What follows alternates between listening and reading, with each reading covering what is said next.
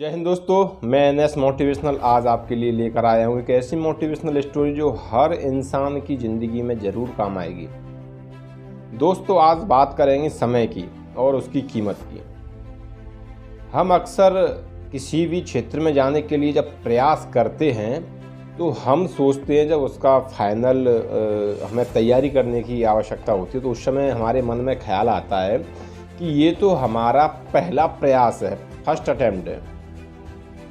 ऐसे ही चले जाते हैं एग्ज़ाम देने के लिए, या कोई भी, जैसे अगर आप फोर्स में जाना चाहते हो तो जब उसकी फोर्स में जाने के लिए जब उम्र हो जाती है 18 साल, तो उसके बाद बच्चे सोचते हैं कि अभी तो पहली भर्ती है, तो बिना रनिंग की तैयारी के, बिना टेस्ट की तैयारी के ऐसे ही चले जाते हैं।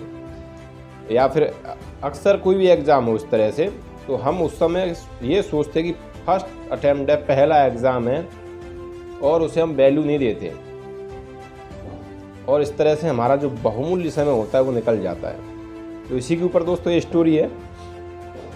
एक बार एक गांव में बूढ़ा रहता था। उस बूढ़े व्यक्ति के एक बच्चा था, एक लड़का था, बहुत ही केयरलेस था, उसे समय की बिल्कुल वैल्यू नहीं थी। ऐसे ही इधर उधर घूमता रहता था, कुछ काम धाम कुछ नहीं करना, उसकी हेल्प भी नहीं करना बूढ़े बाप की। तो बूढ़े बाप बड़ा परेशान हो गया। एक दिन उसने सोचा कि उसे सबक तो सिखाना पड़ेगा, तो उसने अपने बच्चे को बुलाया और बोला कि बेटा, घर के अंदर जाओ, अलमारी में एक घड़ी रखी है, उस घड़ी को लेकर आओ। बच्चा घड़ी को लेकर आ गया। तो बाप बोला कि इस घड़ी को बाजार में लेकर जाओ और सभी से पूछो कि इसकी कीमत क्या होगी और मुझे इसकी वैल्यू बताओ कि इसकी कितनी है। तो बच्चा घड़ी को लेकर मार्केट में गया। वहाँ उसे जो भी लोग मिले सभी से पूछ रहा था। कोई 50 रुपये बता रहा, कोई 100 रुपये बता रहा, कोई 80 रुपये बता रहा, कोई 200 रुपये, कोई 500 रुपये। उसे जितने लोग मिले सब ने उसकी वैल्यू अलग अलग बताई। अब उसकी समझ में नहीं आई कि क्या किया जाए। वो वापस घर आ गया और अपने पिताजी से आके बोला, पिताजी मुझे तो जितने लोग मिले उन्होंने सभी ने इसकी वैल्यू अलग अलग बताई। बोला ठीक है, इसे जाकर रख दो। बच्चे ने वो अलमारी वहीं पर जाकर अलमारी में घड़ी जाकर रख दी। फिर अगले दिन जब सुबह हुई तो उसके बाप ने फिर उसे बुलाया, बोला उस घड़ी को लेकर आओ। बच्चा फिर उस घड़ी को लेकर आया। बोला इसमें जो समय चल रहा है इसकी वैल्यू आज पूछना, जितने तुम्हें लोग मिले उनसे, और फिर मुझे शाम को बताना।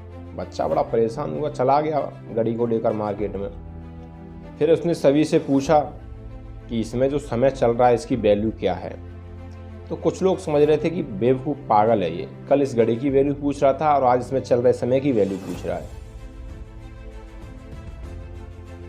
सब ऐसे उसकी मजाक उड़ाने लगे। किसी ने उसे उल्टे पुल्टे जवाब दिए।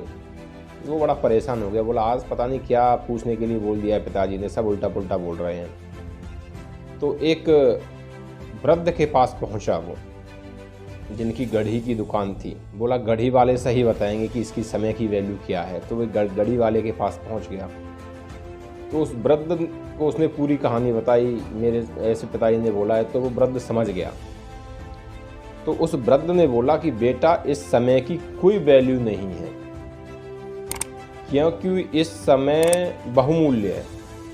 इसी समय में तुम गरीब हो और इसी समय के कारण मेरी ये दुकान है, और इस समय के कारण ही जो व्यक्ति सबसे अमीर है शहर का, वो इस समय के कारण ही है, क्योंकि हम सभी को समय सिर्फ 24 घंटे मिलते हैं, और इन 24 घंटों में हम कितना उपयोग करते हैं उसी के बदौलत हम जहाँ भी होते हैं, उसी 24 घंटे की बदौलत होते हैं।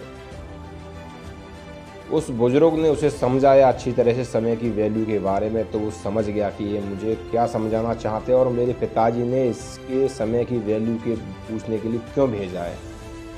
वो पिताजी के पास वापस गया। उसने पूरी कहानी पिताजी को बताई और उसने बोला कि पिताजी, मेरी समझ में आ गया है कि आप मुझे क्या समझाना चाहते हो। मैं कल से अपने समय को इधर उधर घूमने में बर्बाद नहीं करूँगा, मुझे माफ़ कर दीजिए। तो दोस्तों, अगर ये मोटिवेशनल स्टोरी आपको पसंद आई हो तो लाइक कमेंट शेयर ज़रूर करें। मैं एनएस मोटिवेशनल आपके लिए फिर लेकर आया हूँ एक ऐसी मोटिवेशनल स्टोरी जो आपके जीवन में बहुत ही ज़रूर काम आएगी। और आप छोटे बच्चों को इस स्टोरी के बारे में ज़रूर बताएं। अक्सर होता क्या है, हमारे अंदर काबिलियत होती है लेकिन हमें एक दो बार अगर असफलता मिल जाती है तो अड़ोस पड़ोस वाले हमारे यार हमें डीमोटिवेट करना शुरू कर देते हैं और हम उसी तरह हो जाते हैं। तो दोस्तों, एक बार एक शेर होता है और जंगल में रहता है। तो शेर अपने बच्चे को जन्म देते हुए मर जाता है और उसी जंगल में एक भेड़ों का झुंड रहता था। तो वो जो शेर का बच्चा होता है वो भेड़ों के झुंड में जाकर रहने लगता है और उसी भेड़ों के झुंड में साथ रहता, खाता पीता, उठता बैठता, धीरे धीरे वो बड़ा हो जाता है। बड़ा होते होते जिस तरह भेड़ें मिमियाती थी उसी तरह शेर का बच्चा भी मिमियाना शुरू कर दिया था। वो अपनी दहाड़ भूल चुका था, वो भूल गया था, उसे पता ही नहीं था कि वो शेर है। जिस तरह भेड़ें करती थी उसी तरह से वो करता था। उसका नेचर बिल्कुल भेड़ों की तरह हो गया। एक दिन उस जंगल में एक शेर आया और उसने देखा कि एक भेड़ों के झुंड में एक शेर का बच्चा। उसकी तो समझ में नहीं आ रहा था कुछ भी और वहां से वो शेर बड़ा आश्चर्यचकित हुआ। उसने उस शेर को पकड़ने के लिए प्रयास किया और उसके पीछे भागा और सभी भेड़ें भागने लगी। तो जब उसने उस शेर को पकड़ लिया तो उसने उससे पूछा कि तुम शेर होकर और भेड़ों के झुंड में क्या कर रहे हो और भेड़ें तुमसे डर नहीं रही हैं? वो शेर का बच्चा बोला मैं शेर नहीं हूं, मैं तो भेड़ी हूं। मैं तो बचपन से इन लोगों के साथ ही पला बड़ा हूं, यही मेरा परिवार है। तो शेर की समझ में आ गई पूरी स्टोरी जो भी हुई। बोला इसके साथ क्या हुआ है। तो वो शेर उस शेर के बच्चे को, जो दूसरा शेर था, उसे नदी एक तालाब के पास ले जाता है और उसे बोलता है कि इसमें देख तुम कौन हो। तो जब वो शेर अपनी परछाई देखता है तो वो देखता है कि बिल्कुल दूसरे शेर की तरह उसकी शक्ल है और भेड़ें तो उस शेर से डरती हैं। जब उसे एहसास हुआ कि मैं तो वास्तव में एक शेर हूं, फिर वो दहाड़ मारता है शेर की तरह। पूरा जंगल कांप जाता है क्योंकि ये दहाड़ उसकी पहली दहाड़ थी। तो दोस्तों, हमारी जिंदगी में भी कुछ ऐसा ही होता है। हमें अगर एक दो बार असफलता मिल जाती है तो बस हमें सुनने को मिल जाता है कि तू इस काबिल नहीं है, तू इस काबिल नहीं है, तू ये कर ही नहीं सकता। बस हम इन सब बातों को सुनने के बाद अपने आप को ऐसा ही बना लेते हैं कि हम इस काबिल है ही नहीं, भगवान ने हमें इस काबिल बनाया ही नहीं है, जबकि हकीकत कुछ और होती है। तो दोस्तों, हमें अपने आप को पहचानना चाहिए और जो काम पहचानने के बाद करोगे, दुनिया वाले कोई कुछ भी बोलते रहें, आप उस काम को जरूर हासिल कर सकते हो। तो दोस्तों, ये मोटिवेशनल स्टोरी आपको पसंद आई हो तो लाइक, कमेंट और शेयर जरूर करें। जय हिंद दोस्तों, अक्सर हम लोग सोचते हैं कि मोटिवेशनल स्टोरी क्यों ज़रूरी है, आखिर मोटिवेशनल स्टोरियों से क्या होता है। तो इस मोटिवेशनल स्टोरी को आपको जानने के बाद ज़रूर एहसास हुआ कि मोटिवेशनल स्टोरी हमारी ज़िंदगी में बहुत ज़रूरी है, क्योंकि हम जैसा सोचते हैं, हमारे दिमाग को जैसा सुनने को मिलता है, जैसा देखने को मिलता है, वैसा ही काम करता है। तो मोटिवेशनल स्टोरी भी हमारी ज़िंदगी में एक उजाले की तरह काम करती हैं। दोस्तों, एक बार एक चिड़िया थी और एक कौवा था। उन दोनों में बहुत अच्छी दोस्ती थी, लेकिन कौवा कहीं ना कहीं चिड़िया से जलता था। तो एक बार जहाँ चिड़िया और कौवा का घोंसला था, जिस पेड़ पर, उसके पास एक घर था और उस घर में आग लग गई। उस घर में आग लग गई तो सभी गांव वाले जितने भी थे सभी पानी फेंक रहे थे, जिस पर जैसा भी था घर से, जिसके बाल्टी थी बाल्टी में, कोई बड़ा बर्तन था उसमें, मतलब सभी कुछ ना कुछ कर रहे थे। कुछ लोग तमाशा भी देख रहे थे। अक्सर आपको भी ये सब देखने को मिल ही जाता होगा कि कुछ लोग हेल्प करने का नेचर रखते हैं और कुछ लोग तमाशा देखने का। तो बस वहाँ भी ऐसा ही था, कुछ लोग मदद करने का, जिसके दिल में जज्बा था वो मदद करने में लगे थे आग बुझाने के लिए, और कुछ लोग तमाशा देख रहे थे। तो उसी दौरान चिड़िया ने देखा कि घर में आग लग गई है। तो चिड़िया भी बेचारी अपनी छोटी सी चोंच में पानी ला कर और वहाँ आग जिस मकान में लगी थी वहाँ फेंक रही थी। वो भी पूरे प्रयास कर रही थी आग बुझाने के लिए, क्योंकि उसी गांव में वो रहती थी। और जो कौवा था वो बड़ा हंस रहा था देख कर इसे, काफ़ी देर हंस रहा था वो। तो उस पर रहा नहीं गया और चिड़िया से बोला, ए चिड़िया, तू ये क्या कर रही है? मैं तुझे देख रहा हूँ कि काफ़ी देर से तू पानी फेंक रही है मकान के ऊपर। तो चिड़िया बोली कि तू जो देख रहा है कौवा बिल्कुल सही देख रहा है, तुझे अब क्या डाउट रह गया इसमें? मैं पानी फेंक रही हूँ, तुझे दिख रहा है, फिर पूछ क्यों रहा है? बोला, मैं इसलिए पूछ रहा हूँ कि तेरी छोटी सी तो चोंच है और इतने बड़े मकान में बड़े मकान में आग लगी है और बहुत ज़्यादा पानी की आवश्यकता है, तेरी छोटी सी चोंच के पानी से क्या हो जाएगा? और ये बोलकर हंसने लगा।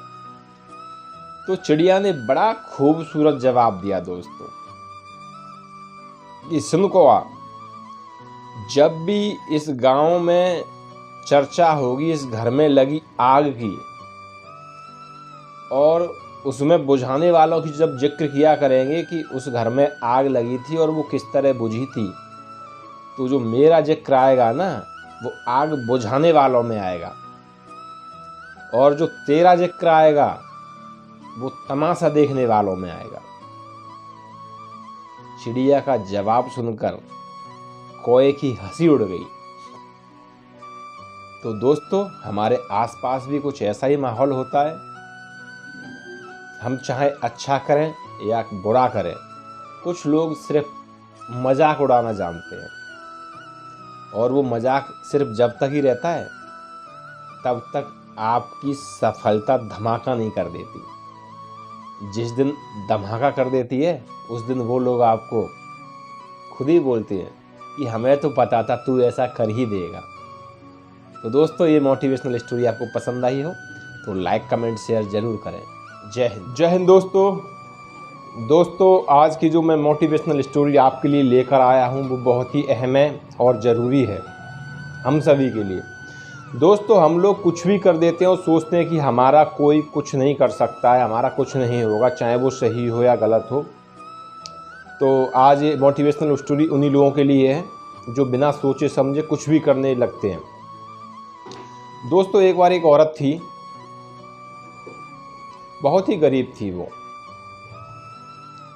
लेकिन वो दिल की बहुत साफ थी। उसका एक लड़का था जो गांव से बहुत दूर शहर में काम की तलाश में गया था। वो हर रोज रोटी बनाती थी, तो सबसे जो लास्ट में एक रोटी बनाकर वो अपने घर के बाहर मुंडेर पर रख देती थी कि इसे कोई भी आएगा, कोई भी लेकर जाएगा। तो ये सिलसिला काफ़ी दिनों तक चलता रहा। वो हर रोज़ रोटियां बनाती और एक रोटी बनाकर बाहर मुंडेर पर रख देती। तो उस दिन क्या हुआ कि एक कुबड़ा आया और उस रोटी को लेकर चला गया, और वो जाते हुए बोल रहा था कि अच्छा करोगे तो तुम्हें वापस मिलेगा, बुरा करोगे तो वो तुम्हारे पास रहेगा। ऐसा बड़बड़ाते हुए वो चला गया। अगले दिन उस औरत ने फिर रोटी रखी, फिर कुबड़ा आया, फिर लेकर चला गया। ये सिलसिला काफ़ी समय तक चलता रहा। लेकिन दोस्तों, जो कुबड़ा ये बोलता था कि अच्छा करोगे वापस मिलेगा, बुरा करोगे तुम्हारे पास रहेगा, इससे वो बड़ी परेशान होती थी इस बातों को सुनकर। बोला, एक कुबड़ा शुक्रिया तो बोलता नहीं है, रोजाना आता है, रोटी लेकर चला जाता है और फालतू की बातों और बड़बड़ाता है। काफ़ी दिनों तक ये सिलसिला चलता रहा, पर इस सब के बीच में ये नहीं पता था कि ये इतनी इरिटेट क्यों है, ये इतनी परेशान क्यों है। दरअसल बात ये थी कि उसका जो लड़का गया था शहर में कमाने के लिए, वो वापस नहीं आया। काफ़ी समय हो गया, वो कहीं पर बहुत बुरी तरह फंस गया था। तो दोस्तों, वो इतनी परेशान हो गई थी कुबड़े की बातों से, तो एक दिन उसने सोचा कि मैं कुबड़े को मार देती हूँ, इसने मुझे बड़ा तंग कर दिया है। तो उसने एक दिन क्या किया कि उस रोटी में जहर मिला दिया, और जैसे ही वो मुंडेर पर रखने के लिए जा रही थी तो उसके हाथ कांपने लगे थे, और हाथ कांपते हुए उसने बोला, ये भगवान, मैं आज ये क्या कर रही हूँ। और उसने उस रोटी को जला दिया। फिर उसने एक नई रोटी बनाई और कुबड़े के लिए रख दी, क्योंकि दिल की साफ थी, वो बुरा कर रही थी किसी परेशानी वश, लेकिन उससे बुरा हुआ नहीं। और फिर उसने एक अच्छी रोटी बनाई और वहाँ रख दी। वो कुबड़ा आया, फिर रोटी उसने उठाई, कुबड़ा बोलती हुई चला गया, अच्छा करोगे तो वापस मिलेगा, बुरा करोगे तो तुम्हारे पास रहेगा। अगले दिन क्या होता है, वो बेचारी क्या देखती है कि जैसे वो दरवाज़ा खोलती है तो उसका सामने उसका बच्चा फटे पुराने कपड़ों में, बड़ा दुबला पतला, बड़ा विकट परिस्थितियों में ऐसा लग रहा था घर के आया हुआ है। तो उसने बोला, बेटा ये तुम्हें क्या होगा, ऐसे क्यों हो रखे हो तुम? बोला, माँ मुझे ना तो कई दिनों से खाने को मिल रहा था, ना पीने को मिल रहा था, मैं बहुत परेशान था, सिर्फ पानी के सहारे मैं जीवन यापन कर रहा था, बड़ी मुश्किलों से निकल कर मैं आया हूँ, और मैं तो आपके पास तक आ ही नहीं पाता था। वो तो अच्छा है, गांव के बाहर मुझे एक कुबड़ा मिला, मैं जब चक्कर खा के गिर गया था तो एक कुबड़े ने मुझे रोटी खिलाई, जब जाके मेरे शरीर में जान आई, नहीं तो मैं मर जाता आज अगर मुझे रोटी का वो निवाला ना मिलता तो उसकी माँ की आंखें भर आईं और उसे वही कुबड़े की बात याद आ गई कि अच्छा करोगे तो तुम्हें वापस मिलेगा, बुरा करोगे तो वो तुम्हारे साथ रहेगा। दोस्तों, अगर आज वो कुबड़े को जहर की रोटी दे देती थी, वो जहर की रोटी उसको बच्चे को मिलती और वो मर जाता, तो ये सोचकर उसकी माँ बहुत प्रसन्न हुई। तो दोस्तों, यही हमारी ज़िंदगी में होता है, हर किसी की ज़िंदगी में यही होता है कि हम जैसा करते हैं वही हमें मिलता है। तो हमेशा दोस्तों पॉजिटिव सोचिए, दूसरों के लिए अच्छा सोचिए। अगर आप किसी के लिए अच्छा नहीं सोच सकते हैं तो किसी के लिए बुरा करने की चेष्टा मत करिए, क्योंकि आपके सोचने से किसी का बुरा नहीं हो सकता। तो आप अपनी सोच ही क्यों ख़राब कर रहे हो? तो अगर दोस्तों मेरी ये मोटिवेशनल स्टोरी आपको पसंद आई हो तो लाइक कमेंट शेयर ज़रूर करें। जय हिंद। जय हिंद दोस्तों, मैं एनएस मोटिवेशनल आज एक बार फिर आपके लिए लेकर आया हूँ कि ऐसी मोटिवेशनल स्टोरी जो हर व्यक्ति के जीवन में बहुत अहम भूमिका निभाती है। और अगर आप स्टोरी आप आखिरी तक सुनोगे तो आपको भी लगेगा कि ये स्टोरी आपको भी ज़िंदगी में कहीं ना कहीं काम ज़रूर आएगी। दोस्तों, एक बार एक राजा था और वो बहुत ही बलवान, शक्तिशाली, बहुत पराक्रमी राजा था। उसके पास बहुत बड़ा दरबार था, बहुत शक्तिशाली और विद्वान योद्धा उसके दरबार में थे। एक दिन राजा ने पूछा दरबार में अपने सभी मंत्रियों से, सभी सहयोगियों से, सभी अन्य राजाओं से कि मुझे कोई ऐसा मंत्र दो जो मुझे मुसीबत में काम आए, मेरी सारी शक्तियाँ ख़त्म हो जाएं, मेरे सारे मंत्री ख़त्म हो जाएं, मेरा सब कुछ ख़त्म हो जाए, लेकिन वो मंत्र अगर मैं पढ़ूं उस वक्त तो वो मेरी ज़िंदगी को बदल दे। तो सभी उसके दरबार में जितने भी मंत्री थे, जितने भी उसके अन्य राजा थे, सभी में हलचल मच गई। बोला, ऐसा कैसा मंत्र होगा जो सब कुछ ख़त्म होने पे राजा की हेल्प करेगा? ऐसा जादुई मंत्र कहाँ से लाए?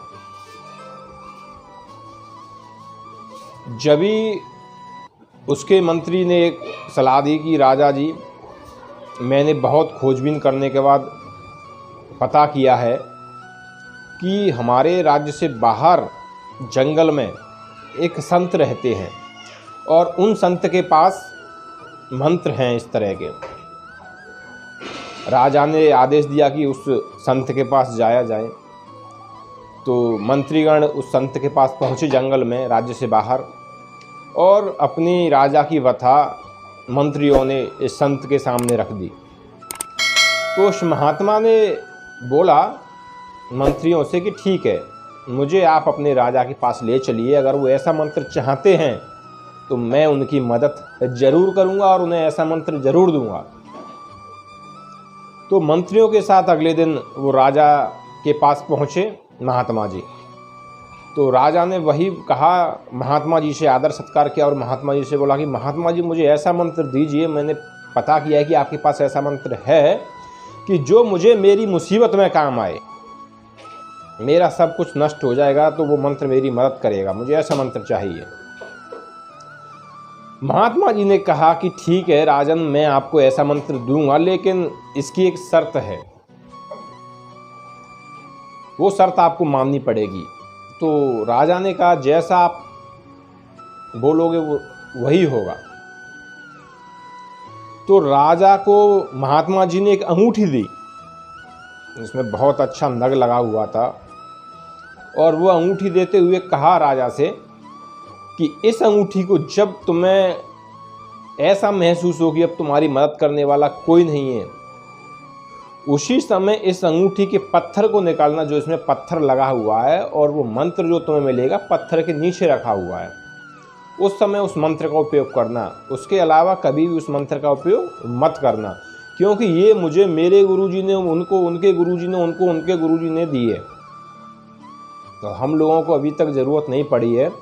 तो इसमें क्या लिखा है मंत्र मुझे नहीं पता, लेकिन इसमें वो मंत्र है कि जो मुसीबत में तुम्हें काम आएगा। राजा की समझ में आ गया, धन्यवाद बोलकर महात्मा जी को विदा किया। कई साल बीत गए, राजा की ज़िंदगी बड़ी बढ़िया चल रही थी, लेकिन अचानक एक पराक्रमी राजा ने इस राजा के ऊपर हमला कर दिया। राजा हार गया, परास्त हो गया। राजा अपने राज्य को छोड़कर भागने लगा। भागते भागते भागते भागते एक जंगल में जाकर वो छुप गया, और दूसरे राजा के जो सेना थी इस राजा का पीछा करते हुए आ रही थी। राजा एक गुफा में जाके छुप गया, तो सैनिकों ने समझा कि राजा यहाँ पर नहीं है, और वो वापस जाने के लिए तैयार हो गए। लेकिन उसी समय एक मंत्री बोला कि यहाँ हम पूरी तरह अच्छी तरह इस एरिया को सर्च करते हैं, छान लेते हैं। राजा उसमें बहुत घबराया हुआ था, और राजा की समझ में नहीं आ रहा था कि वो क्या करे।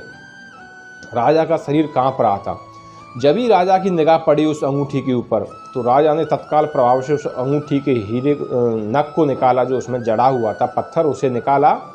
हीरानुमा जो पत्थर लगा हुआ था उसको जब निकाल कर नीचे देखा तो एक स्लिप थी, उस स्लिप पर लिखा हुआ था, ये वक्त भी बीत जाएगा। ये वाक्य जब राजा ने पढ़ा तो राजा को धैर्य हुआ। राजा जो कांप रहा था वो कपन उसकी बंद हो गई, और उसने इस मंत्र को एक बार और पढ़ा कि ये वक्त भी बीत जाएगा, और शांति से वो गुफा में बैठा रहा। जो सैनिक बाहर राजा को ढूंढ रहे थे वो ढूंढ कर वापस चले गए। उन्होंने सोचा कि राजा यहाँ पर नहीं है। कुछ समय बाद राजा उस गुफा से निकला। उसने अन्य अपने सहयोगी राजाओं की मदद से फिर उसी अपने राज्य पर हमला किया, और वहाँ जिस राजा ने हमला कर कर उसे अपने कब्जे में लिया था उसे परास्त करके भगा दिया। राजा फिर शान शौकत से रहने लगा। लेकिन इस का राजा को घमंड हो गया, जो जीता था इस जीत का उसे घमंड हो गया, और बड़े शान से अपने दरबार में बैठा हुआ था, बड़ी बड़ी बातें कर रहा था। जब ही राजा की निगाह उस अंगूठी पर पड़ी तो राजा के दिमाग में फिर वही ख्याल आया कि ये वक्त भी बीत जाएगा, और राजा नॉर्मल हो गया। जब ही मंत्रीगण बोले राजा से कि राजा जी अभी तो आप बड़े खुश थे, प्रसन्न थे, अभी आपको क्या हो गया अचानक? तो राजा ने यही बात बोली उनसे, बोला ये वक्त भी बीत जाएगा। तो दोस्तों, हमें अपनी ज़िंदगी में कितना भी मुश्किल वक्त आए या कितना भी अच्छा वक्त आए, हमें एक्साइटेड नहीं होना है, हमें सामान्य रहना है, घबराना नहीं है। तो अगर आपको ये मोटिवेशनल स्टोरी पसंद आई हो तो लाइक कमेंट शेयर जरूर करें। जय हिंद। जय हिंद दोस्तों। आज की जो मोटिवेशनल स्टोरी में लेकर आया हूँ ये उन लोगों के लिए है जो ये सोचते हैं कि उनसे हो ही नहीं पाएगा, वो इसके लिए बने ही नहीं है। तो यही सोच बस बदलनी है कि मुझसे हो नहीं पाएगा, मैं तो ये कर ही नहीं सकता, मैं तो भगवान ने इस काबिल बनाया ही नहीं हूँ। या तो आप खुद सोचते हुए बात, या आपके लिए कोई सोचता है, आपके पेरेंट्स सोचते हैं कि तेरे में तो अकल ही नहीं है, तेरे में बुद्धि नहीं है, तू ये काम कर ही नहीं सकता है, क्यों फालतू में टाइम ख़राब कर रहा है। बहुत सारी बातें या किसी के दोस्त बोलते हैं। तो आप ये स्टोरी उन लोगों को ज़रूर सुनाएं। दोस्तों, एक बार एक लड़का था, वो गुरुकुल में पढ़ाई करता था, 17-18 साल का था। तो वो मंदबुद्धि था शुरू से ही, उसकी समझ में आसानी से कुछ भी नहीं आता था। तो वो कई बार फेल हो गया, उसके साथ वाले बच्चे आगे निकल गए, और गुरुजी उसके बड़े परेशान हो गए, गुरुकुल में जो थे आचार्य बड़े परेशान हो गए। उन्होंने उसे समझाया, बहुत समझाया, लेकिन फिर भी वो बार बार फेल हो जाता था क्लास में।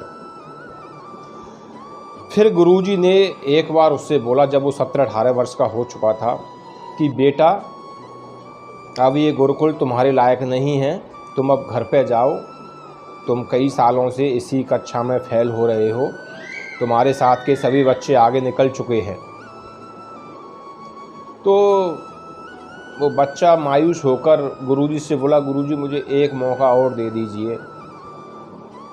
गुरुजी ने चलो एक मौका और दे दिया। इस साल उसने थोड़ी लगन से मेहनत की और आखिर में रिजल्ट वही आया कि वो फेल हो गया। फिर गुरुजी ने उसे बोला, बेटा अब आप जाओ, अपने घर पे जाओ, आपके बस का नहीं है कुछ भी, आपको भगवान ने सभी बच्चों की तरह बुद्धि नहीं दी है। तो उसने बोला, गुरुजी जैसी आपकी आज्ञा, आपने मुझे एक मौका और दिया, उसके लिए बहुत बहुत धन्यवाद। और बच्चा मायूस होकर गुरुकुल से अपने घर के लिए प्रस्थान कर देता है। रास्ते में, गर्मियों के दिन थे तो रास्ते में उसे बड़ी तेज़ प्यास लगती है। तो रास्ते में उसे एक कुआं दिखाई देता है, जैसे अक्सर गांव के बाहर कुआं होते हैं। तो वो कुएं पर जाता है तो वहाँ बहुत सारी महिलाएं, पुरुष पानी खींच रहे थे कुएं में से। तो वो उनके पास जाकर बोलता है कि मुझे पानी प्यास लगी है, पानी पिला दो। तो वो लोग उसे पानी पिला देते हैं। तो वो देखता है कि उस पर जो पत्थर था, कुएं के चारों तरफ एक पत्थर होता है, तो उस पत्थर पर बहुत बड़ा गड्ढा हो रखा है और उस गड्ढे के ऊपर ही रस्सी चल रही है। तो उससे रहा नहीं गया, वो पूछता है वहाँ पर जो पानी खींच रहे थे उन सभी से कि ये गड्ढा इसमें कैसे हो गया पत्थर में, ये तो ऐसे लग नहीं रहा कि किसी ने इसको किया है छेनी हथौड़े से। तो वो लोग बोले, ये छेनी हथौड़े का गड्ढा नहीं है, ये गड्ढा इसी रस्सी से बना है जिस रस्सी से हमने तुम्हें पानी खींच के पिलाया है। वो लड़का बड़ा ताज्जुब किया, बोला रस्सी से गड्ढा कैसे हो सकता है? बोला बेटा रस्सी से गड्ढा नहीं हो सकता, लेकिन जब ये रस्सी बार बार इस गड्ढे पर गुजरती है, इस पत्थर पर गुजरती है गड्ढे वाली जगह पर, तो ये गड्ढा स्वाभाविक है हो ही जाता है। बोला इतनी कोमल रस्सी से और गड्ढा हो जाता है? वो बोले कि बार बार प्रयास जब किया इस रस्सी ने इस पत्थर के ऊपर तो गड्ढा हो गया, चाहे पत्थर कितना भी कठोर क्यों ना हो। तो बच्चे की समझ में एक बात आ गई, जब इस पत्थर पे गड्ढा हो सकता है कोमल रस्सी से, तो मैं पत्थर से ज़्यादा तो मेरी बुद्धि ठोस हो नहीं सकती है, तो मैं क्यों नहीं पास हो सकता हूँ। वो बस एक बात सुनी भी होगी आपने, करत करत अभ्यास के जड़मत होत सुजान, रस्सी आवत जात है सिल पर परत ने सहन। तो वो बच्चा तुरंत वापस गुरुकुल जाता है और गुरुजी से कहता है इसी पूरी कहानी को, बात को बताता है कि गुरुजी जब पत्थर पर रस्सी से गड्ढा हो सकता है तो आपके ज्ञान की धार से मेरे दिमाग में क्यों नहीं पढ़ाई बैठ सकती है, मैं क्यों नहीं सफल हो सकता हूँ। गुरुजी मैं घर नहीं जाऊँगा, मैं और प्रयास करूँगा और मैं यहीं आपके सानिध्य में रहूँगा, शिक्षा ग्रहण करूँगा। गुरुजी बहुत खुश हुए, गुरुजी की आंखों से आंसू आ गए। शिष्य को उन्होंने गले से लगा लिया, बोले बेटा मुझे माफ़ करना, मैंने तुम्हें यहाँ से जाने के लिए बोला, मुझे उम्मीद है तुम ज़रूर कामयाब होगे। और वो बच्चा आगे चलकर गुरुजी की आशाओं पर खरा उतरा और उसने गुरुजी का और अपने परिवार का नाम रोशन किया। तो दोस्तों कमज़ोर कोई नहीं होता, हमारी सोच कमज़ोर होती है, हमारा प्रयास कमज़ोर होता है। अगर हम ठान लें, मन के हारे हार है मन के जीते जीत, अगर हमने ठान लिया कि हमें अपना लक्ष्य प्राप्त करना ही है तो हम उस काबिल खुद ब खुद को बना ही लेते हैं। दोस्तों अगर ये मोटिवेशनल स्टोरी आपको पसंद आई हो तो लाइक कमेंट शेयर करना ना भूलें और इसे शेयर ज़रूर उन लोगों का करें जो आपको या आपके चाहने वाला हो इस तरह के ताने देते हैं कि तुमसे हो नहीं पाएगा। जय हिंद। जय हिंद दोस्तों आज की मैं मोटिवेशनल वीडियो उन लोगों के लिए लेकर आया हूं जो हमेशा दूसरों से कंपेयर करते हैं। कि मैं अगर इसकी तरह होता तो मैं तो ये आसानी से काम कर लेता, मैं अगर इसकी तरह होता तो मैं तो ये काम कब का कर चुका होता। दरअसल उनमें ये प्रॉब्लम दूसरों का होने से नहीं है कि वो उसकी तरह होते तो ही वो काम कर सकते थे। दरअसल वो प्रॉब्लम उनके खुद के अंदर है। वो इस समय जो भी हैं वो काम फिर भी कर सकते हैं, जरूरी नहीं कि वो दूसरे के जैसे होंगे तभी वो काम करेंगे, लेकिन उनके अंदर जो डर है, जब तक वो रहेगा वो कुछ भी बन जाएंगे, इसी की भी तरह हो जाए, लेकिन वो काम नहीं कर सकते क्योंकि वो हमेशा अंदर से डरे हुए हैं। तो उसी के ऊपर दोस्तों आज मैं आपको मोटिवेशनल स्टोरी सुनाना चाहूँगा। एक बार एक चूहा था दोस्तों, वो बहुत डरपोक था, वो बिल्लियों से बहुत डरता था। वो कभी बाहर नहीं निकलता था अपने बिल से, वहीं अपने बिल के अंदर ही रहता था हमेशा। एक बार एक दूसरा चूहा उस एरिया में आया और उसने देखा कि ये चूहा इस बिल से कभी बाहर नहीं निकलता है। तो उसने उस चूहा से जाकर पूछा कि भाई तुम बाहर क्यों नहीं निकलते हो। तो वो चूहा बोला, भाई बाहर बिल्लियाँ घूमती हैं, मुझे बिल्लियों से बहुत डर लगता है, बिल्लियाँ बहुत खतरनाक हैं। तो दूसरा चूहा बोला कि मैं देख जादूगर चूहा हूँ, तू जो चाहेगा वो कर दूंगा, बता कैसे बाहर निकलेगा। बोला भाई मुझे बिल्ली बना दे, बिल्लियों में बहुत ताकत होती है, तो मैं बाहर निकल आराम से घूमा करूँगा बाहर जाकर। तो जादूगर चूहे ने उसे बिल्ली बना दी, फिर वो आराम से बाहर घूमने लगा। थोड़ी दिनों बाद क्या हुआ, उस तरफ कुत्ते आए तो कुत्तों को देखकर वो भाग गया, वापस एक सुरक्षित जगह पर जाकर छिप गया। फिर जादूगर चूहा कुछ दिनों बाद घूमते घामते आया तो उसने देखा कि वो तो फिर नहीं है। फिर उसने पता किया, बोला कहाँ है, बोला वो तो छुपा हुआ है, वहाँ जाके देखा उसने तो वो छुपा हुआ है एक जगह पर। फिर उसने पूछा, बोला क्या हुआ, तू अब क्यों छुपा हुआ, अब तो तू बिल्ली बना दिया। अरे बिल्ली तो बना दिया हूँ, लेकिन बाहर तो कुत्ते घूमते हैं, बिल्लियों को तो वो तुरंत खा जाते हैं। तो बोला क्या करूँ, बोला मुझे कुत्ता बना दो। तो जादूगर चूहे ने उसे कुत्ता बना दिया। फिर बाहर घूमने लगा। फिर उसने बाहर कुछ दिनों बाद देखा कि कुत्ते को तो लोग पत्थर मार रहे हैं, भगा रहे हैं, डंडों से पीट रहे हैं। तो फिर वापस वो कहीं सुरक्षित जगह पर जाकर छिप गया। फिर वो जादूगर चूहा एक दिन आया, फिर उसने पूछा क्या हुआ भाई, अब क्यों छुपाए। बोला कुत्ते को तो बाहर लोग डंडे से पीटते हैं। तो बोला क्या करना है, बोला मुझे तुम इंसान बना दो। उसने इंसान बना दिया। एक दिन जंगल में घूमते घामते पहुंच गया, तो वहाँ जाकर देखा कि वो एक शेर आ रहा है, शेर से वो इंसान भाग रहा है डर के। एक पेड़ पर जाके चढ़ गया। फिर जादूगर चूहा आया, उसने पता किया कि वो तो पेड़ पे ही रहता है। फिर वो गया, क्या हुआ भाई, बोला जंगल में घूमने आया था, पहले तो कोई दिक्कत नहीं होती थी जंगल में आता था तो, लेकिन अभी मैं आया तो ये शेर मेरे पीछे पड़ गया। बोला अब क्या करूं, बोला मुझे तुम शेर बना दो। तो फिर जादूगर चूहा बोला कि भाई तुम जो जो बनना चाहते थे वो बने, लेकिन तुम्हारी हालत फिर भी वही पहले वाली है जैसे जब तुम चूहे थे। अगर मैं तुम्हें शेर भी बना दूंगा तो तुम फिर भी डरोगे,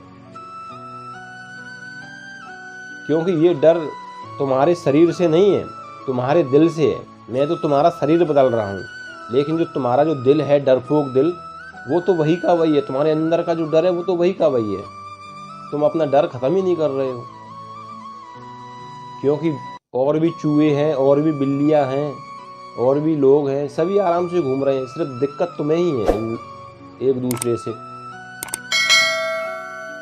फिर चूहे की समझ में आ गया, तो चूहा बोला कि तुम मुझे कुछ मत करो, तुम मुझे चूहा बना दो।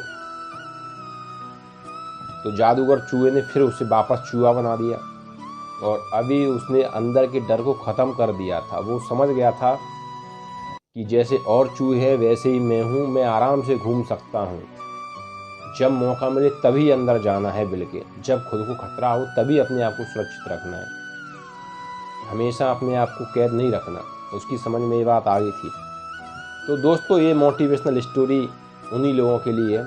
आप कभी अपने आप का दूसरे से कंपेयर ना करें कि मैं अगर ऐसा होता तो ही मैं ये काम कर सकता था। आप वो काम अभी जैसे हो आप उस कंडीशन में भी कर सकते हो। बस आपको हौसले की बहुत ज़रूरत है, और आपका हौसला आपके खुद के अंदर है। हौसले को बरकरार रखिए, हिम्मत रखिए, आप जो करना चाहते हो वो कर सकते हो, क्योंकि जो इंसान जिस चीज़ के लिए सोच सकता है उसी काम को वो 101% कर सकता है। जय हिंद। जय हिंद दोस्तों, आज की जो मोटिवेशनल स्टोरी मैं लेकर आया हूँ वो हमारे विचारों के ऊपर है, क्योंकि हम जैसे विचार करते हैं, एक छोटा सा विचार हमारी और हमारे परिवार की ज़िंदगी बदलने में अहम भूमिका निभाता है। और आज जो हम बड़ी बड़ी कंपनियां देखते हैं, चाहे फेसबुक हो या सॉफ्टवेयर की कोई कंपनी ले लो, एप्पल ले लो, कोई भी कंपनियां हैं, माइक्रोसॉफ्ट ले लो, ये सभी एक विचार के कारण आज इतनी बड़ी कंपनियां बनी हैं। इनके जितने भी जन्मदाता थे इन कंपनियों के, वो सभी एक विचार से शुरुआत कर कर यहाँ तक पहुँचे इन कंपनियों को। तो दोस्तों, एक कुम्हार होता है और वो रोज़ाना नए नए तरह के बर्तन बनाता है, हर रोज़ नए तरह के बर्तन बनाता है, उसी से उसकी जीवनी चलती है, उसका परिवार पलता है। तो एक दिन उसके मन में विचार आता है कि आजकल लोग चिलम बहुत पी रहे हैं, तो क्यों ना चिलम बनाई जाए।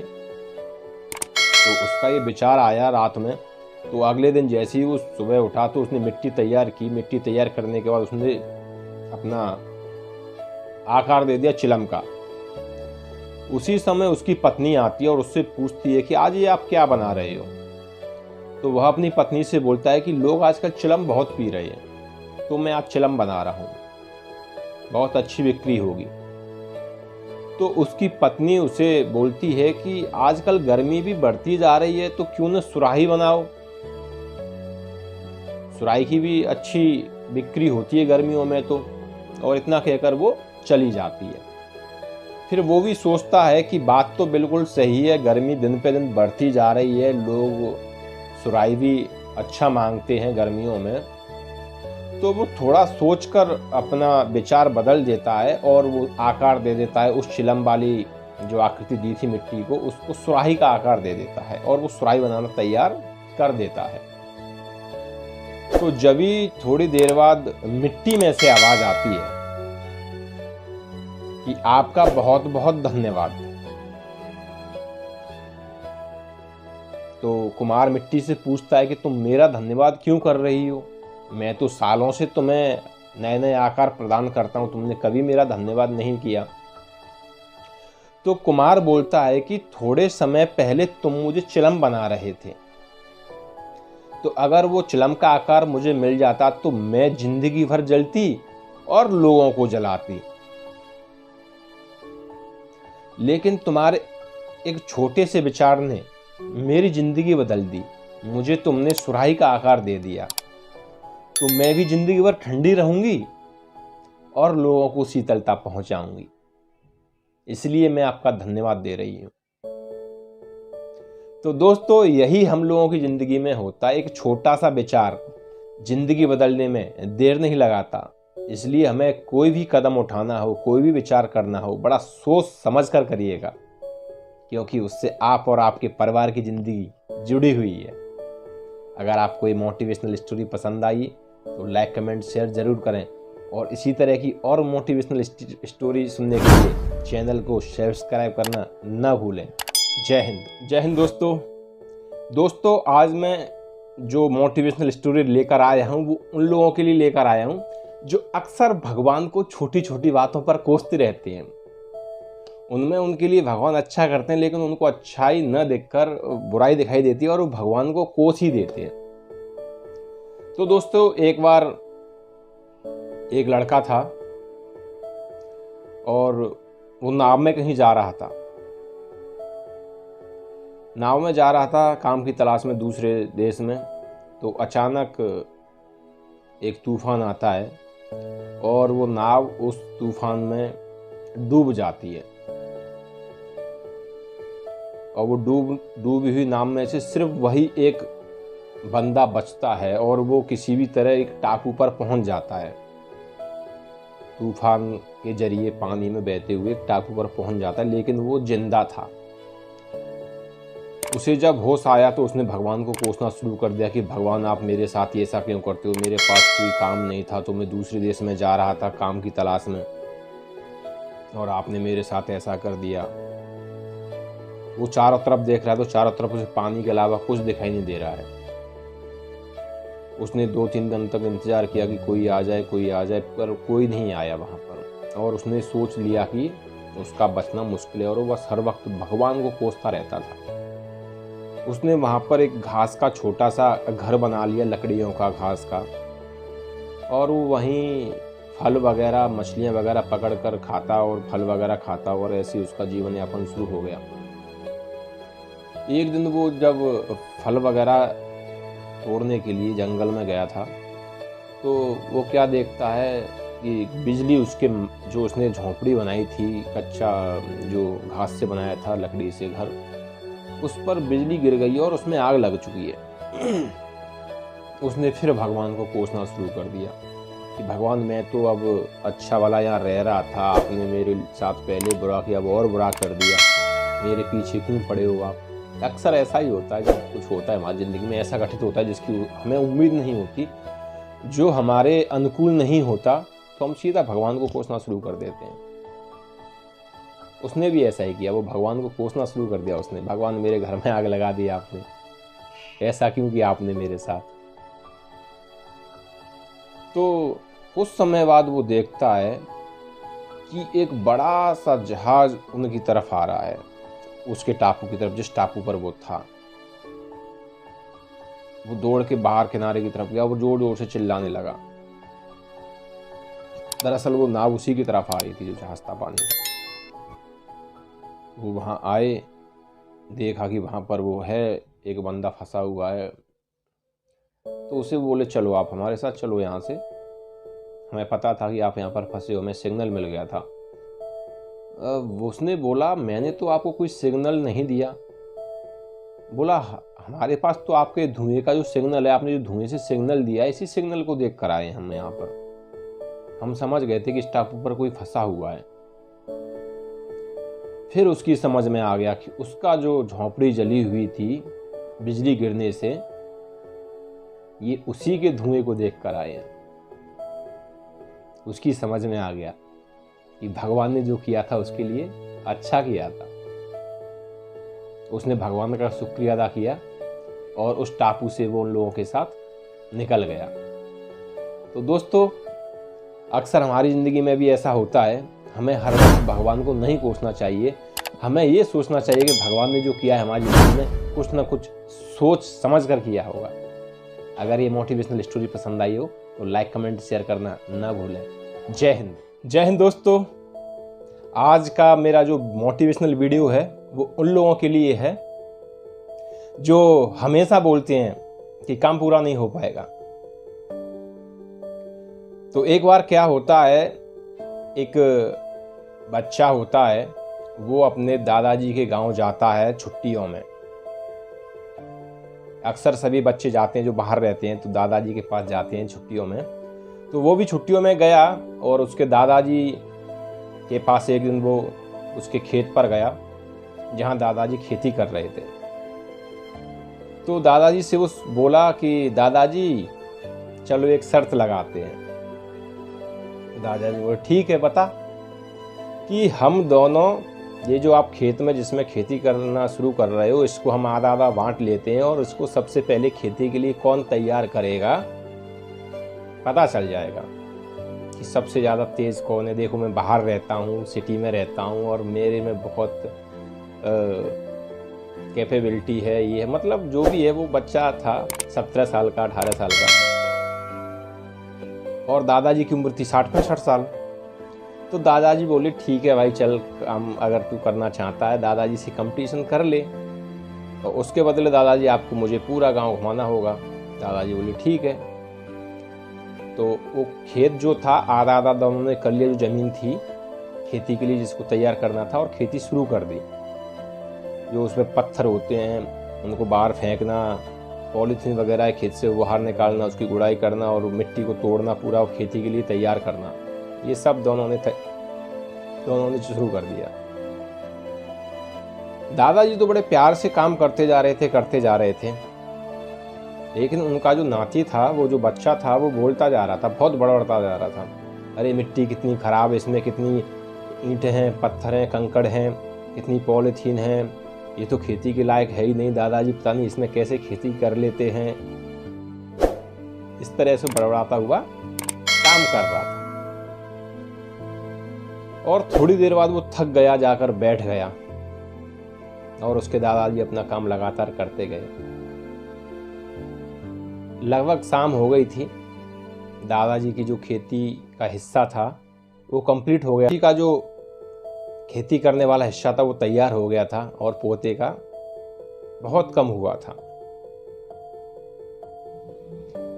तो पोता बोला, दादाजी आपने इतना जल्दी कैसे कंप्लीट कर लिया? मैं भी आपके साथ ही काम शुरू किया था और देखो मेरा तो इतना हुआ नहीं है। तो दादाजी उसे बहुत ही अच्छी बात बताए कि बेटा, मैं जो काम कर रहा था मेरे हिस्से वाली ज़मीन में, मैं वो लगन से कर रहा था। मुझे पता था कि मुझे ये काम करना ही है किसी भी हालत में। और तुम जो काम कर रहे थे तुम्हारे हिस्से वाली ज़मीन में, वो तुम ये सोच के नहीं कर रहे थे कि तुम्हें ये ख़त्म करना ही है। तुम्हें जो स्टार्टिंग की थी वो ये सोच के की थी कि दादाजी की उम्र ज़्यादा है, वो थक जाएंगे, मेरे से कमी कर पाएंगे तो मैं खुद ब खुद जीत जाऊंगा। अक्सर दोस्तों ऐसा ही होता है, हम लोग अपनी योग्यता को पहचान नहीं पाते कि हमारे अंदर कितनी योग्यता है, हम कितना सक्षम हैं। हम अपने काम में बुराइयां निकालना शुरू कर देंगे, अपने असफलता के रास्तों में बुराइयां ढूंढना शुरू कर देंगे, लेकिन खुद के अंदर जो बुराई है, अंदर की जो बुराइयां हैं, कमियां हैं, हमें उनको पहले ढूंढना चाहिए, उनको ख़त्म करना चाहिए। तो दोस्तों, अगर आपके अंदर भी ऐसी कोई कमी है कि आप काम में कमियां ढूंढते हैं, काम में बुराइयां निकालते हैं, तो उनको बंद कर दो। पहले अपने अंदर की कमियों को, बुराइयों को खोजो, तो आपको उस काम की बुराइयां, कमियां नज़र नहीं आएंगी। अगर ये मोटिवेशनल वीडियो आपको पसंद आई हो तो लाइक, कमेंट, शेयर ज़रूर करें। जय हिंद दोस्तों, हम लोग असफल कब होते हैं? हमारे नसीब में असफलता कब कदम रखती है? ये मैं आपको इस मोटिवेशनल स्टोरी में सुनाऊंगा और आपको पता चल जाएगा कि आप कब असफल होने वाले हैं और कब आपको सफलता मिलेगी। एक बार एक राजा होता है, उस पर शत्रु देशों ने हमला कर दिया, शत्रु राजाओं ने हमला कर दिया और वो अपनी जान बचाकर भाग गया। उसके सभी सैनिक पराजित हो गए और जंगल में गया। वो एक अपने देश से बाहर जंगल था, सैनिक उसका पीछा करते रहे और वो उस जंगल में जाकर एक गुफा के अंदर घुस गया। जैसे ही दोस्तों वो गुफा में गया, गुफा बहुत गहरी थी, वो अंदर जाता गया। सैनिकों ने उसको काफ़ी ढूंढा, लेकिन वो एक ऐसी जगह पर छुप गया कि उस सैनिकों की नज़र से बच गया।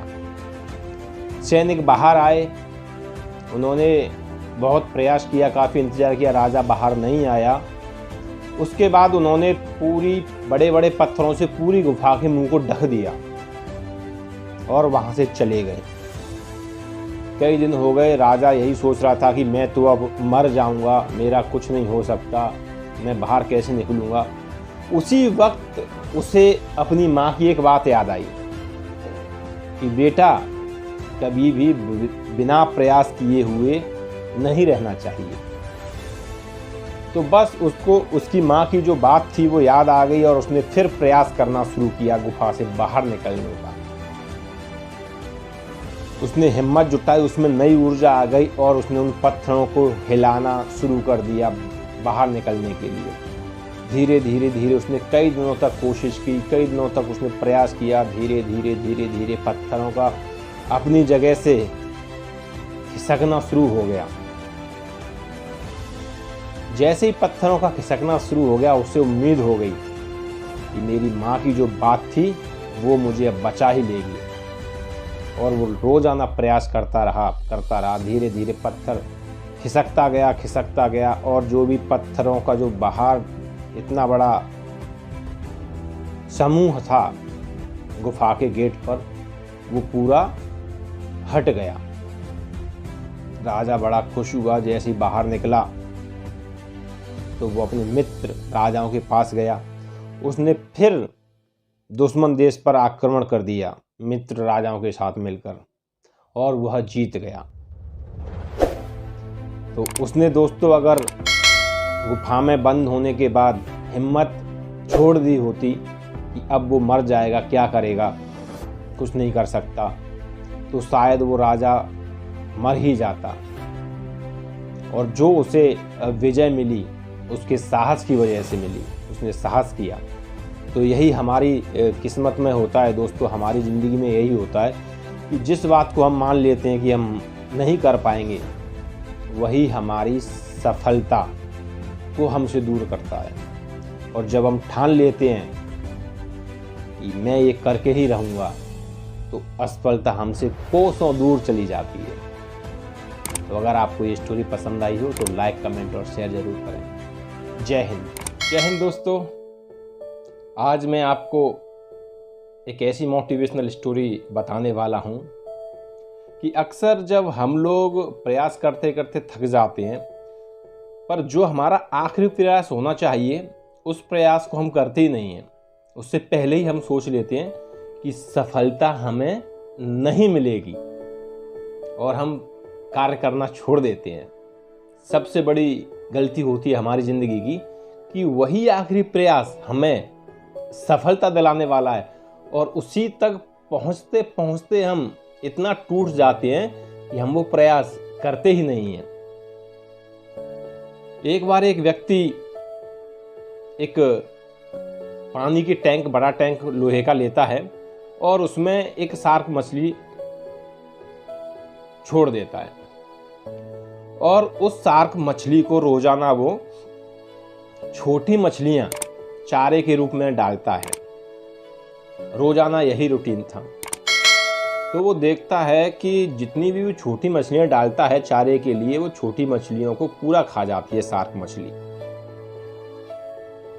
फिर उसने एक दिन क्या किया, टैंक के बीचों बीच हिस्से में उसने एक शीशे की, मजबूत शीशे की दीवार खड़ी कर देता है, मजबूत शीशे की दीवार लगा देता है।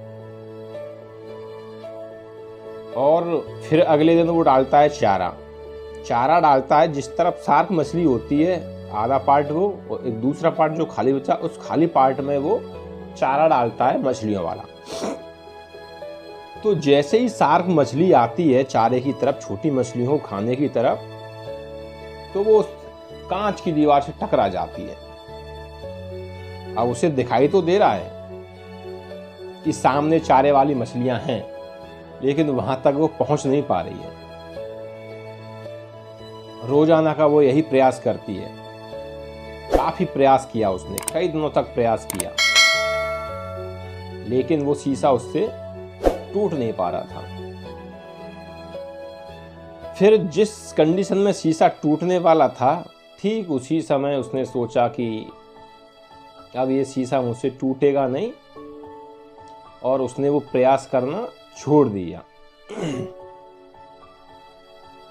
और जो शीशे से दूसरे तरफ का जो चारा मछलियां थी, वो भी अपने एरिया में ही रहती थी, वो भी टकरा के वापस चली जाती थी। तो शार्क मछली ने सोच लिया कि चारे वाली मछलियों को खा नहीं पाएगा। तो फिर जिस व्यक्ति ने उस शीशे को लगाया था, एक दिन उसने उस शीशे को वहां से हटा दिया। उस शीशे को उसने हटा दिया तो वो क्या पाता है कि जो शार्क मछली है वो चारा वाली मछलियों की तरफ जा ही नहीं रही उनको खाने के लिए। यही रीजन है सिर्फ, क्योंकि अब चारा वाली मछलियों के लिए शार्क मछली ने सोच लिया था कि वहां वो पहुंच ही नहीं सकती। उसके दिमाग में वो चीज़ बैठ गई कि बीच में दीवार है, दूसरी तरफ चारा मछलियां हैं और मैं इस तरफ हूं, मैं उस तरफ जा ही नहीं सकती, जबकि वहां वो दीवार थी ही नहीं। तो यही दोस्तों हमें कभी कभी अपनी ज़िंदगी में देखने को मिलता है कि हम प्रयास तो बहुत करते हैं, लेकिन जो आखिर प्रयास हमारा होना चाहिए वहाँ तक हम पहुँच नहीं पाते, वो प्रयास करना छोड़ देते हैं। और दूसरी बात, जब हमें मौका मिलता है उस सफलता तक आसानी से पहुँचने के लिए, तो हम सोचते हैं कि अब तो सफलता मिलेगी नहीं, अब तो ये मेरे बस में है ही नहीं, और बस हम प्रयास करना छोड़ देते हैं। तो आशा करता हूँ कि ये मोटिवेशनल स्टोरी आपको ज़रूर अच्छी लगी होगी, और लाइक, कमेंट, शेयर करना ना भूलें। जय हिंद।